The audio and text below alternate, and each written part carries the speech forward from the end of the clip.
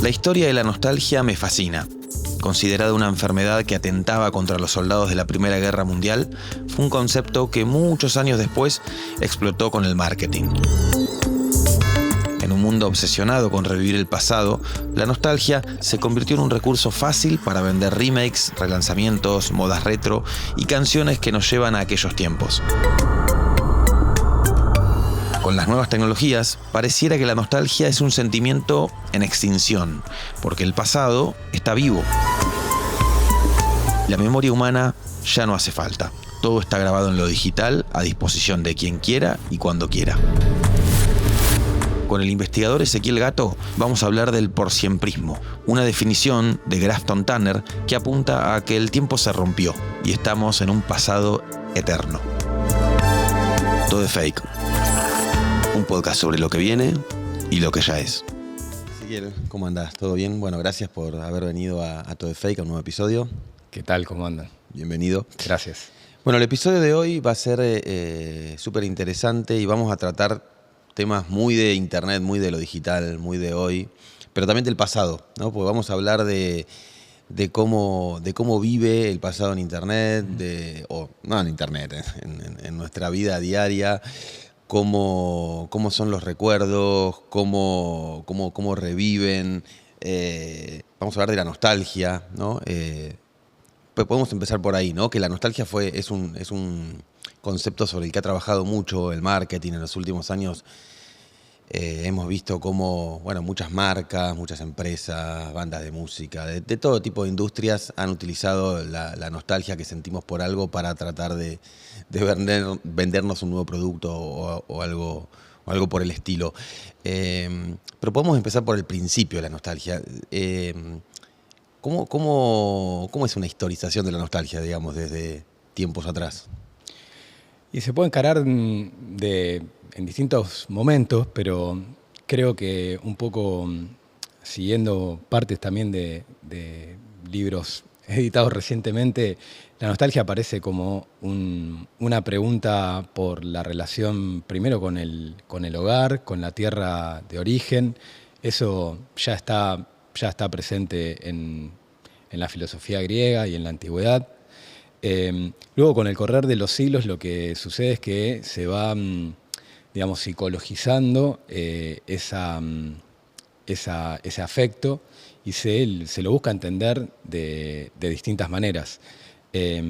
Quizá un corte importante tiene lugar en el siglo XIX, cuando la nostalgia empieza a ser un problema, digamos. Claro. Extrañar algo, desear volver a algo que está perdido, empieza a ser un problema.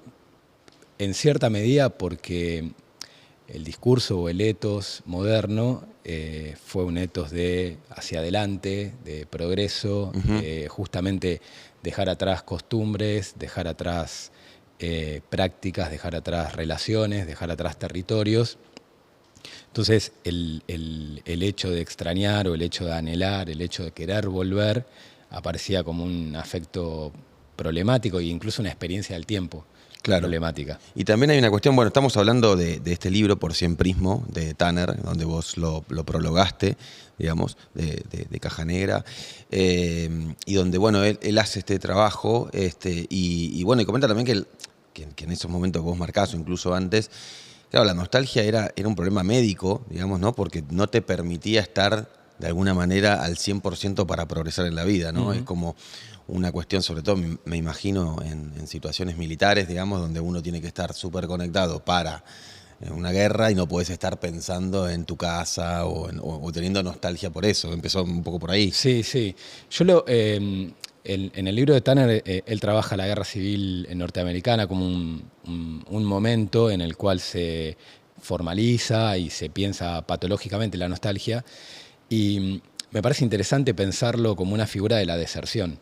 Es decir, justamente vinculada a un conflicto militar, la nostalgia aparece como un afecto que podría alimentar esa acción tan temida por los ejércitos, que es que sus soldados deserten. Claro.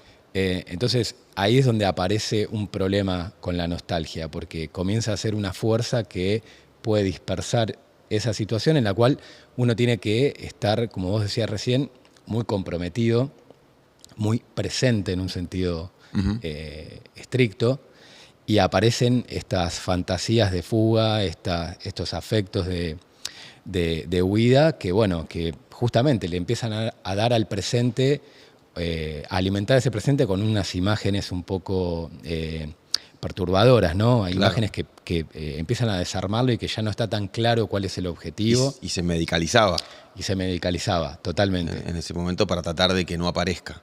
Exacto. Y de hecho uno podría hacer una historia, no está en este libro, pero podríamos hacer una historia de la relación entre la medicalización y las experiencias bélicas, porque siempre han estado vinculadas de distintas maneras. Por ejemplo, el éxtasis, el MDMA, es una droga que desarrollan psiquiatras alemanes sobre finales de la Primera Guerra Mundial como una droga que permitía elaborar algo de las neurosis de guerra que habían estado teniendo lugar durante esa guerra, ¿no? Como es una guerra famosa porque la gente creía, los soldados creían que iban a luchar medio al modo siglo XIX y volvían absolutamente espantados y desbordados por el ruido de las máquinas, los gases, los nuevos fuegos, los cañones, etcétera. Esas neurosis de guerra de las que después hablaría Freud unos años después. Bueno, la psiquiatría alemana buscó en el MDMA, en los efectos desinhibidores y socializantes, una droga para poder hacer algo con esa subjetividad de los soldados post-conflicto. Y el LSD durante Vietnam, al que se proveía por el ejército, también como una droga, ahí al contrario, como una droga escapista, Claro. que les permitía salir de la locura de la selva vietnamita y en un escenario totalmente extraño y hostil. Entonces, no sé, hay como una línea posible para ver cómo lo militar se ha ido vinculando con las patologías, ha ido patologizando y medicalizando experiencias subjetivas. Claro. Y después, bueno, digamos, en la línea histórica de la nostalgia, digamos, viene ya entrado el siglo XX, más o menos creo que década del 50, del 60, cuando la nostalgia tiene un giro importante cuando lo toma el marketing, ¿no?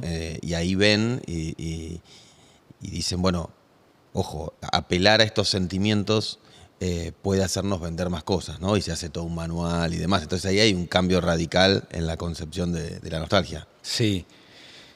Sí, esto que se vuelve un afecto que va muy de la mano también de ciertas crisis de la modernidad, ¿no? Cuando los horizontes de progreso o de renovación o de novedades, novedades inéditas, ¿no? Como esperar lo inédito, que es, digamos, un gran signo de la modernidad, empieza a dejar de tener cierto peso o eficacia o deseabilidad incluso. Comienzan a aparecer figuras que apelan a algún tipo de pasado en el que supuestamente se habría estado mejor, y uno ahí también podría abrir esa línea a discutir en qué sentido se idealiza el pasado en una escena nostálgica o en un afecto nostálgico, pero que empiezan a poder vender en un sentido amplio, ¿no? Poder empezar a hacer algo con ese pasado que era algo distinto a simplemente dejarlo atrás y volver a traerlo de distintas maneras. Y la cultura comienza ahí un relativamente lento, diría que 20 años, un poco menos, 15, de reconfiguración de ese pasado como un objeto deseable, consumible, pero también fíjate que las lógicas posmodernas de la década del 80 también empiezan a empezar a pensar el pasado como en términos ya no los mismos términos que la modernidad lo había estado pensando. Es decir, es como un cambio de horizonte general y creo que el marketing es muy importante, pero creo que es una de las expresiones de ese cambio más general. Claro. Y creo que ahí aparece eso, aparece consumir símbolos del pasado de una manera placentera. Es decir, volver a estar en esas situaciones, un deseo de retorno. Uh-huh. Y por ahí, ya llegando digamos, al núcleo también que plantea el libro y en esta genealogía, digamos, ya en los últimos años, digamos, como que se instala esta idea del porsiemprismo, ¿no? Uh-huh. Que es lo que él plantea, que es, bueno, donde ya pareciera que el pasado es todo, o que el pasado ya no existe, no sé. ¿Cuál es qué es el porsiemprismo? Bueno, en el libro de Tanner, que lleva ese título, una de las cosas que marca es que esa categoría la extrae de una especie de oscuro borrador de marketing. Eso me parece una operación interesante, como convertir una palabra, quizá, una noción del marketing, tratar de rastrear su potencialidad conceptual, digamos. Ahí hay el porsiemprismo es un intento de Tanner de entender nuestra coyuntura a partir de una noción oscura del marketing a la cual le busca dar estatuto conceptual. ¿Qué plantea? Digamos, la definición es que, a diferencia de esta idea de nostalgia que estábamos revisando recién, que tiene que ver con reconocer que hay una distancia entre un cierto pasado y un cierto presente, es decir, que hay una distancia temporal, que hay una diferencia, algo pasaba en un momento, dejó de pasar y ahora queremos volver. Él lo que plantea es que esa distancia ya no es tal, es decir, que no hay tal nostalgia en la medida en que, por distintos motivos, fuertemente ligado a tecnologías, medios de comunicación, es decir, los recursos de producción cultural actuales, estamos en condiciones de mantener todo el pasado disponible permanentemente. Uh-huh.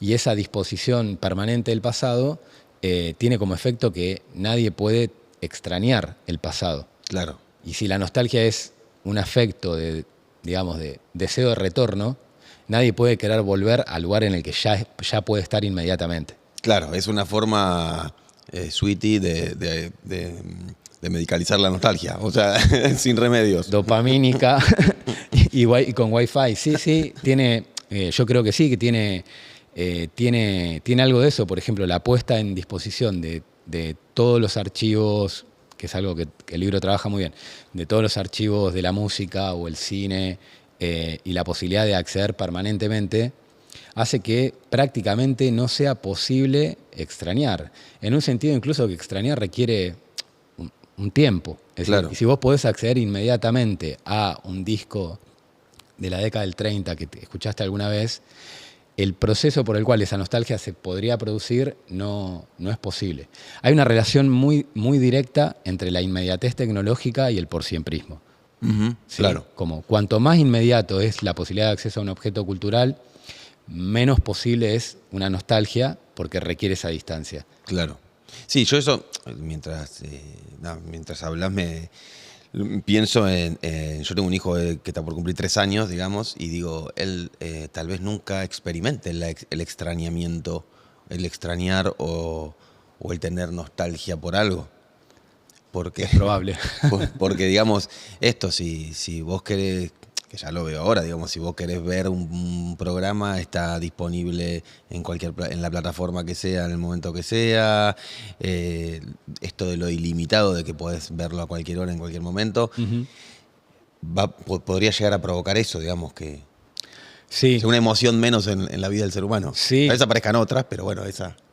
Definitivamente. De hecho, bueno, un poco en el libro, la historización esta que hablamos al principio de la nostalgia, también está buena para ver cómo ciertos afectos aparecen en determinados momentos y no en otros, y también pueden desaparecer o perder intensidad, como es mutante la sensibilidad humana en ese sentido.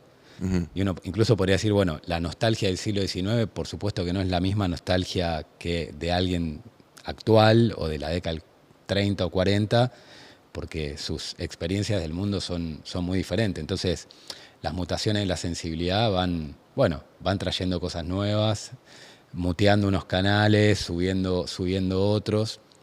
A mí lo que me parece respecto a tu hijo, pensaba en que también podría empezar a parecer algo medio paradójico, que es una especie de nostalgia por la nostalgia. Es decir, como un intento, un esfuerzo de querer extrañar algo.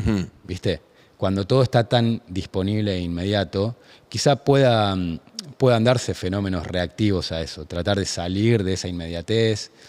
Yo creo que el libro y la hipótesis del porsiemprismo es power, o sea, explica algo, pero no estoy de acuerdo con que sea la lógica única de la situación actual. Claro. Creo que es una lógica importante, dominante en algunos escenarios, en otros menos, y después hay otras. Sí, no, imagino también el offline, ¿no? O sea, volviendo al caso de mi hijo que le gusta mucho participar en el armado del fuego del asado, Ajá. por ejemplo, eso es algo que sí puede extrañar porque es una experiencia difícil de reconstruir en lo digital. Ahí básicamente es juntar palos y prender un fuego. Sí. Y que haya otra gente alrededor y tal. Sí, y cómo puede volver ahí el cuerpo también, sin idealizaciones, digo, ni justamente ni nostalgias como en términos de pensar que en otro momento era todo buenísimo y estaba todo bien y ahora es todo un horror.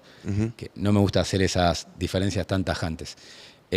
Pero incluso en algunos niveles se ven movimientos actuales de offline, de tratar de volver a experiencias singulares, retornos a experimentaciones técnicas, a, no sé, formas del viaje, etcétera, etcétera, que tienen algo de eso. El otro día pensaba, ¿no? Hace 20 años que vivimos en un contexto donde Internet y redes sociales y la digitalización han sido muy, muy poderosas y avasallantes, pero bueno, las cosas terminan también, sí. a diferencia de lo que plantea el libro, y me resulta también interesante pensar cuáles son esos puntitos de sensibilidad actual que están buscando encontrarle un límite a esto.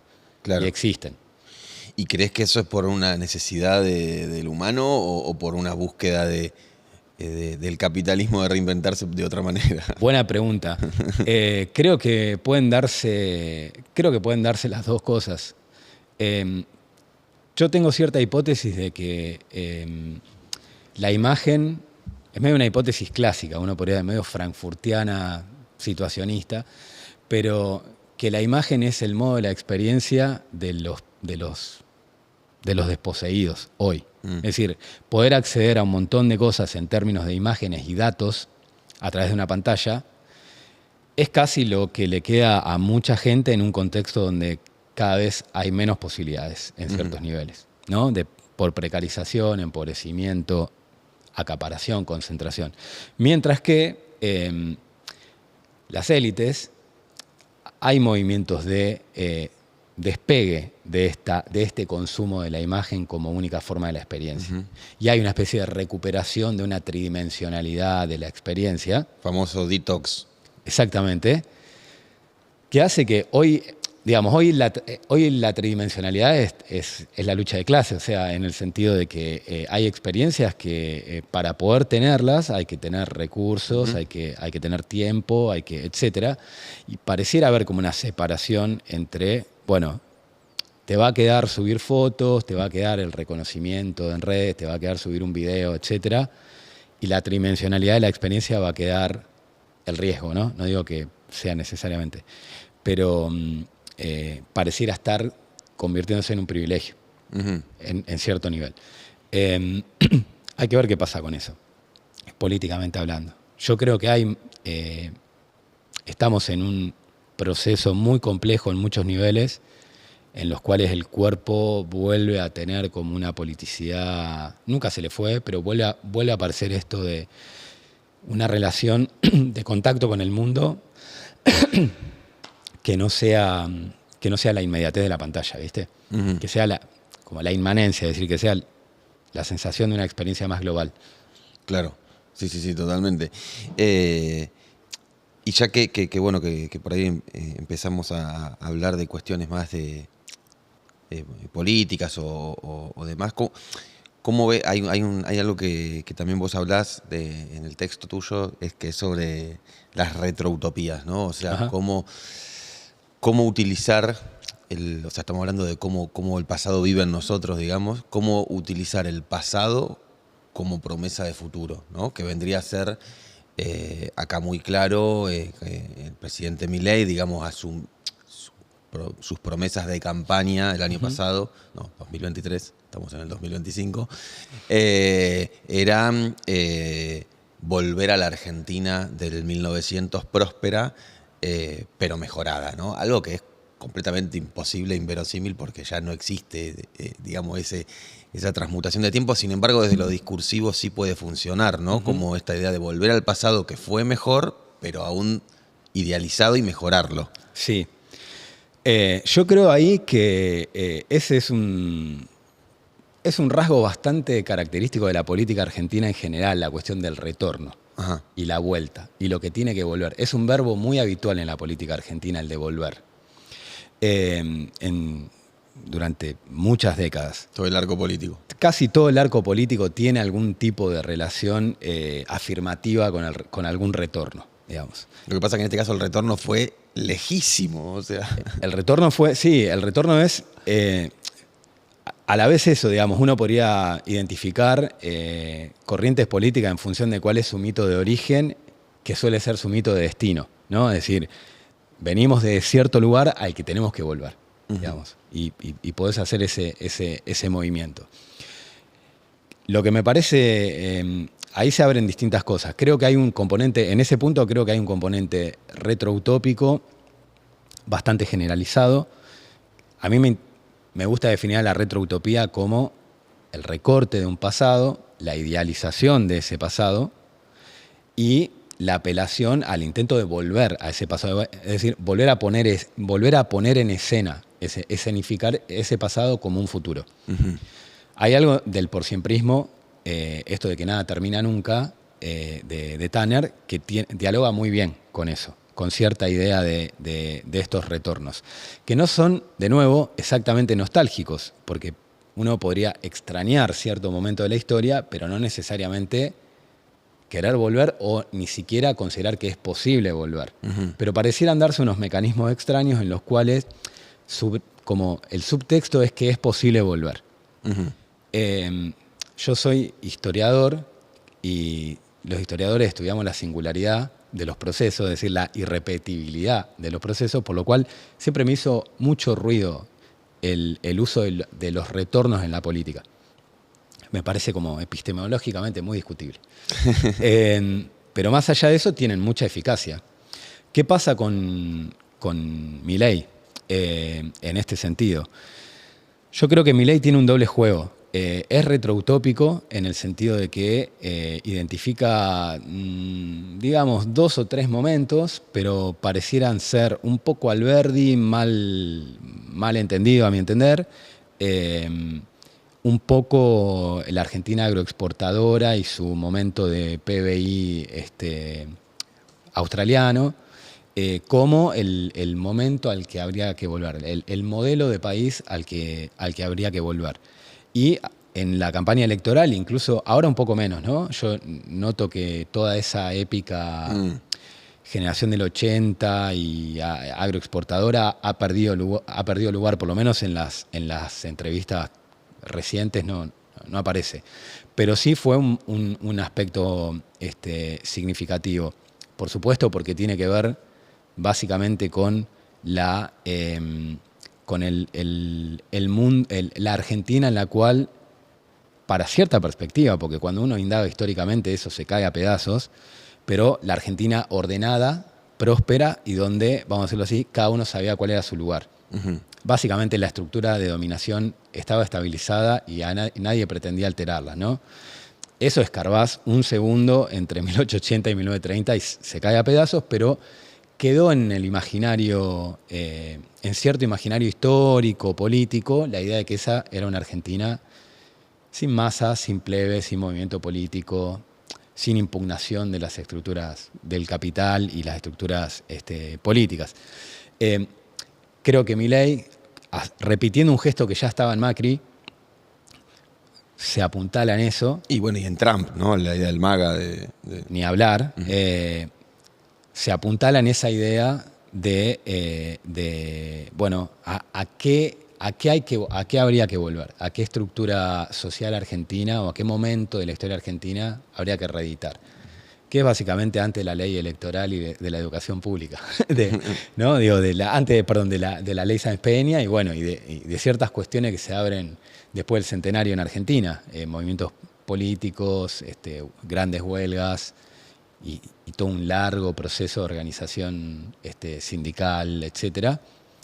Bueno, el deseo es volver a eso y es bastante claro, ¿no? Digo, es un poco lo que se ve, que esa es una imagen.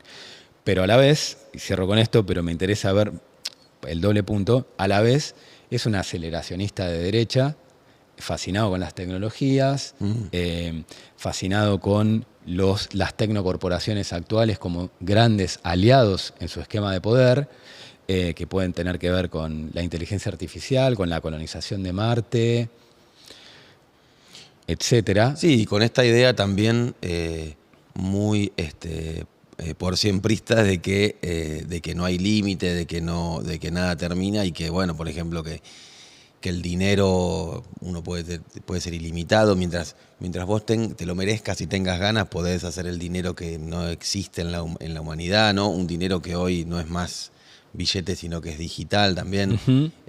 Y entra perfecto como en esta nueva manera de ver por lo menos el dinero, las cosas. Sí, yo creo que el sueño de Milei es que cualquier contacto entre dos moléculas que existen esté mediado por el dinero. Claro, sí. En cualquier nivel. Y realmente creo que es su programa monetario, es un programa ontológico.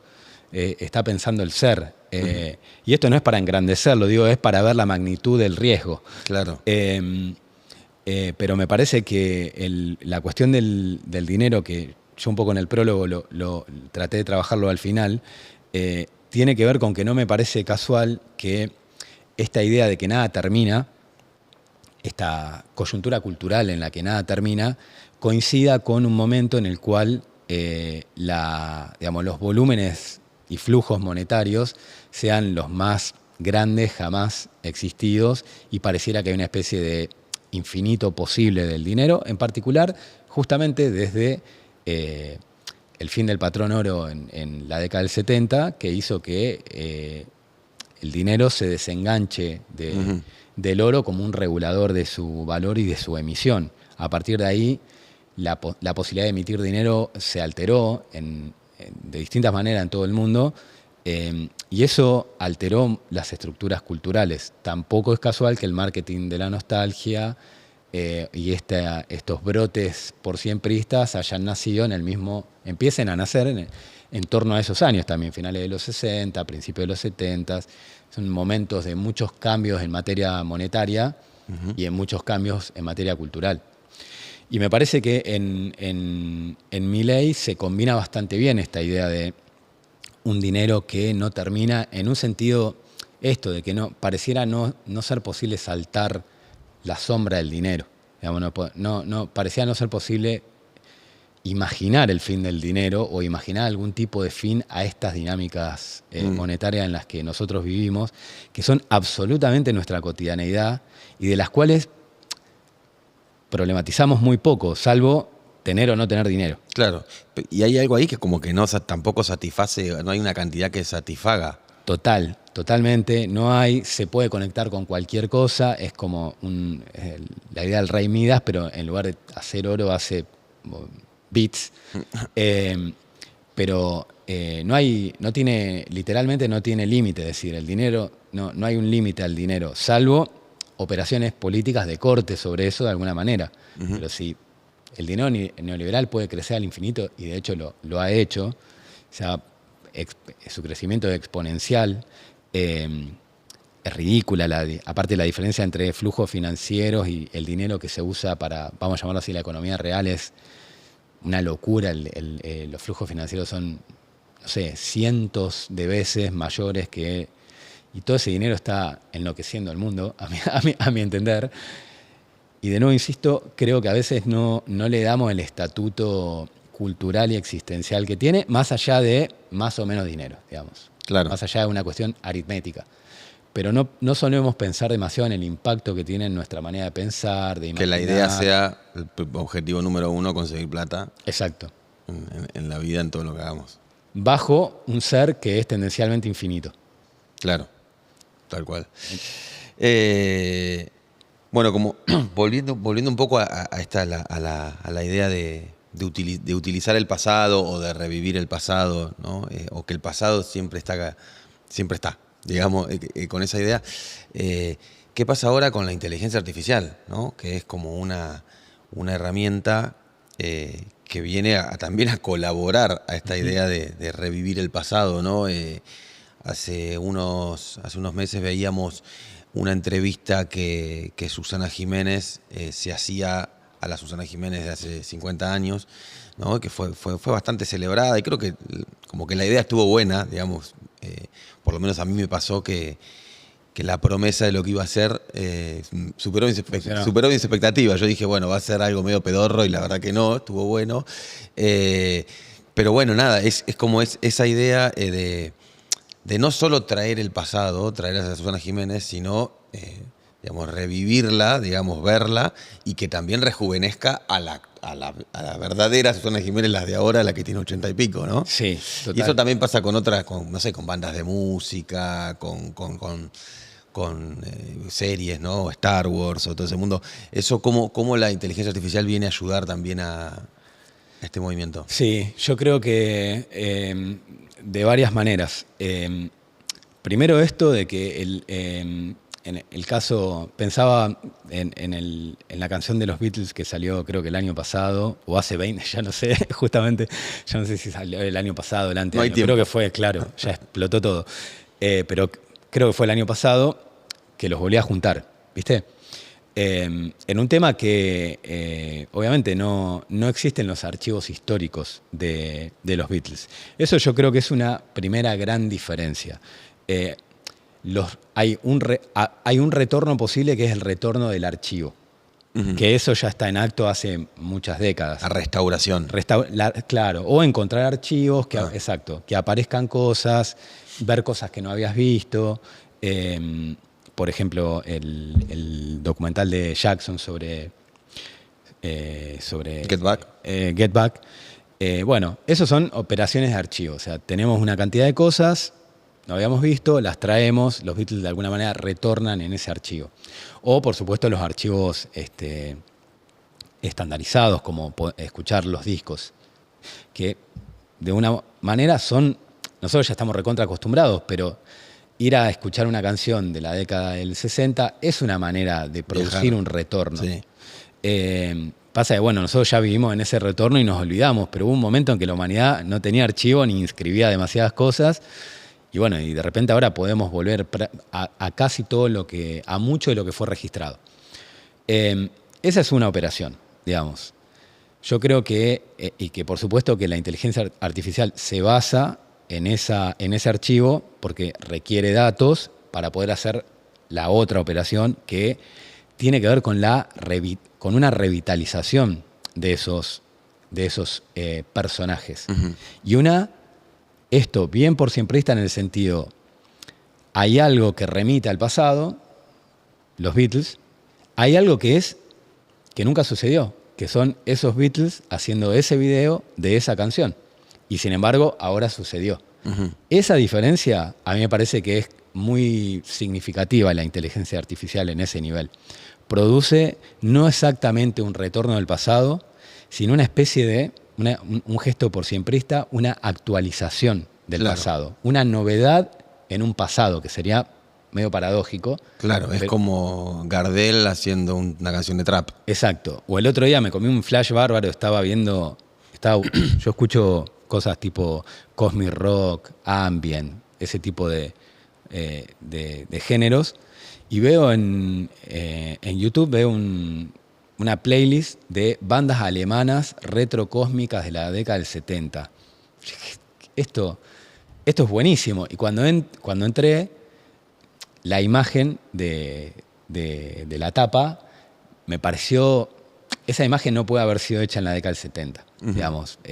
Tenía una coloración, una nitidez, algo que no iba. Pero en ningún momento en el detalle se explicaba si era una IA o no era una IA. Entonces, bueno, scrolleando comentarios, al principio todos, qué bueno, qué gran material, y de repente empezaban, pero esto es una IA, tenés que avisar, en fin, una serie de reclamos. Y efectivamente era música hecha con IA y toda la estética de bandas alemanas que nunca existieron, hechas con IA, de un género que hasta donde yo entiendo no recordaba que se llame así, o sea, tendría que revisar, pero bueno, sonoramente era bastante verosímil. Ujú. Esa es otra novedad que me parece como replica un poco lo que decía antes. Claro. No hay retornos del pasado, hay una producción de pasado. Y en un sentido que no condice, yo creo que conecta un poco con la literatura. La imaginación literaria siempre fue una imaginación histórica. Pero bueno, la inteligencia artificial lo pone en un nivel más complejo porque ya no tiene que ver, primero que ya no, el pacto con el lector no está tan claro, o sea, tenés que ir a ver si es o no es una IA, porque si no, no te lo dicen. Claro. Y después le da una visualidad, le da una serie de rasgos estéticos que lo vuelven mucho más inmersiva a la experiencia. Claro. Y mucho más difícil de desentrañar. No, y está esta idea también de las bandas posibles, ¿no? Como de crear bandas que pudieran haber existido y la estás haciendo existir, como una cosa rara que yo digo, tratando de pasarlo a otro lugar completamente distinto, pero creo que opera de alguna manera similar. Es, no sé, como si vos quisieras armar un equipo de fútbol con Messi, el mejor Messi, el mejor Maradona, el mejor Dibu Martínez, qué sé yo, y salir a jugar realmente con ese equipo. Sí. Que en realidad en polo ya está pasando, ¿no? Porque se hacen clonaciones de los mejores de las mejores yeguas y te juegan todos clonados versus otros, ¿no? Sí. Pero quiero decir, de alguna manera es esa idea de crear lo imposible o de crear cosas que no sucedieron, pero te quedaste con las ganas, ¿no? Sí, totalmente. Esa relación con lo posible y lo especulativo me parece muy interesante a seguir, como la IA y el diseño de pasados especulativos, no solo de futuros, digamos, sino de pasados especulativos. ¿Qué habría pasado si? Uh-huh. Y la otra cosa, continuando con la respuesta, es que por otro lado hay una codificación muy grande de la imaginación del pasado, porque las bases de datos, que en realidad de la creatividad en un punto, porque las bases de datos de las que se alimentan estos motores no dejan de ser eso, datificaciones de cuestiones que de alguna manera sucedieron o están actualizadas ahí, por lo cual suele pasar que todo es muy retro en el sentido de no poder investigar. Acá me pongo con el sombrero historiador total, el benjaminiano total además, pero de no poder ir a ver lo posible no sucedido, sino como volver a escribir algo de eso actual. O sea, la característica de lo retro es que es una imaginación muy estática del pasado. Y generalmente su característica es que retoma algo que cree que el pasado fue. Uh-huh. Y como que lo recorta. Esto fue el pasado. Esto fue realmente el pasado. Puede ser una manera de hacer música, una manera de vestirse, un peinado, un barrio, una película.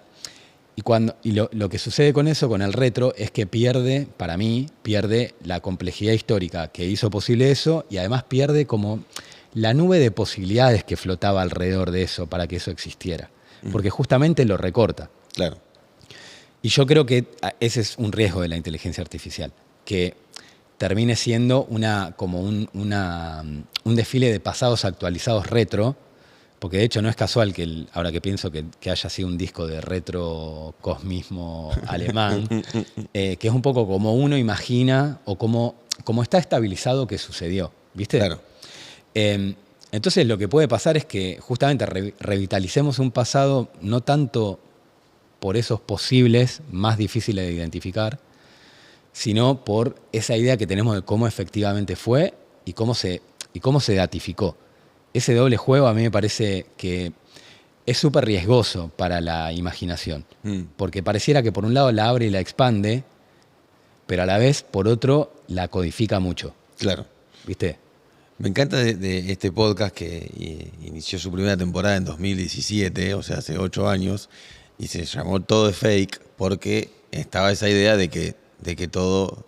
nunca sabríamos si las cosas son verdaderas o no. Ahora hay que agregarle que no sabemos si ¿Cuándo pasaron? No hay tiempo. O sea, el próximo temporada se podría llamar quizá No hay tiempo. Sí, quizá yo pensaba justamente el otro día en eso, en esto del fake, porque empieza a ser, es un fake temporal. O sea, ya no sabes si pasó o no pasó en un nivel, pero a la vez lo ves y experimentás algo. Entonces está pasando como una especie de pasado especulativo. Y después, ¿qué puede pasar con...? A mí me interesa, y esto es una pregunta totalmente abierta porque no tengo respuesta alguna, pero ¿qué pasa con, o sea, qué pasa con la creencia respecto a las imágenes? Si lo que va a pasar es que no podamos, o sea, que la relación con la imagen se vuelva totalmente nihilista, o sea, ya no importa creer o no creer. Ujú. No importa ese estatuto de la verdad. O sea que directamente, porque fake todavía es un poco un juicio de valor. Ujú. Pero, ¿qué pasa con esto? O sea, cuando reconozcamos, cuando esto termine de desplegarse, quizás ya no creamos en las imágenes. O sea, Claro. quizás... Bueno, estén algo ahí. de eso hay, digamos. Yo lo viví, eso cuando X, ex Twitter, habilitó para todos esta nueva aplicación Grok, que para la creación de imágenes, que fue así un boom de imágenes, y que ahí que ya se confundían las que se subían de ahí con las que eran una foto real de un fotógrafo que la sacó o una ilustración.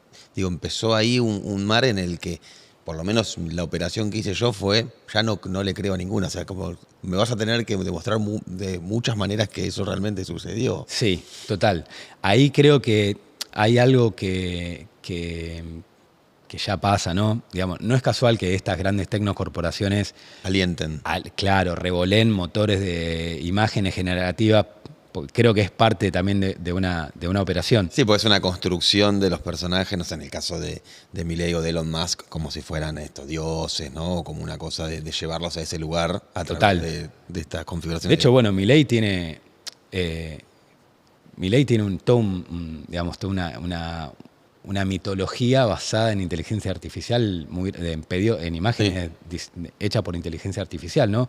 Que también es interesante para ver cómo, probablemente porque es un político sin historia, entonces su archivo es muy acotado, salvo el archivo de entrevistas en medios. Entonces hay algo supletorio en producir unas imágenes que a la vez son dibujos o animaciones. Hay un cambio en las formas de la comunicación política y de la representación de la política que también están súper ligadas a la IA. Sí, la idea de la obsesión de ir a un avatar, digamos. De venir avatar. De que nos total. gobierne un avatar. Totalmente. Ahí eso también me parece interesante. Y la otra cosa respecto a la cuestión de las imágenes, que no me quiero quedar sin decirlo, es que, o sea, la cuestión, el ver para creer, ¿no? Como la frase, el registro visual para cotejar si algo es verdadero o no, es muy importante para la historia de la biología en general, pero de la especie humana, ¿no? Es decir, nos hemos apoyado mucho en lo visual para distribuir, ver cierta cosa que parece o no parece real, que parece o no parece verdadera, desestimarla, etc. A mí la pregunta que me surge ahora, más general, es ¿qué pasa con lo visual en este contexto? Si la sospecha sobre las imágenes prolifera, Uh-huh. ¿cuáles van a ser los criterios, si es que habrá criterios de distinción y que puedan pasar por otros niveles, que no sea el escópico? El olfato, no sé. Por ejemplo. Que arma un cuerpo muy distinto. De hecho, hay muchos estudios sobre olfato ahora y fenomenología de los sentidos para, bueno, eso. Hemos sido una civilización muy visual. Y bueno, hemos llegado hasta acá con la visualidad. ¿Qué pasa? Digamos, ¿qué pasa con los otros sentidos? ¿Qué pasa si exploramos otros sentidos? El sonido, por ejemplo. Uh-huh. Igual esto es una pregunta exploratoria. Pero me parece que hay algo interesante para ver ahí entre imagen y verdad que se está radicalizando. Uh-huh. Bueno, Ezequiel, hemos llegado a este final. Esto va a ser lanzado en pocos días y ahí estaremos en el porsiemprismo. En el porsiemprismo pasaremos a la traducción porsiemprista de nuestra existencia. Exactamente. Bueno, muchas gracias por haber participado. Por favor, gracias a vos por la invitación.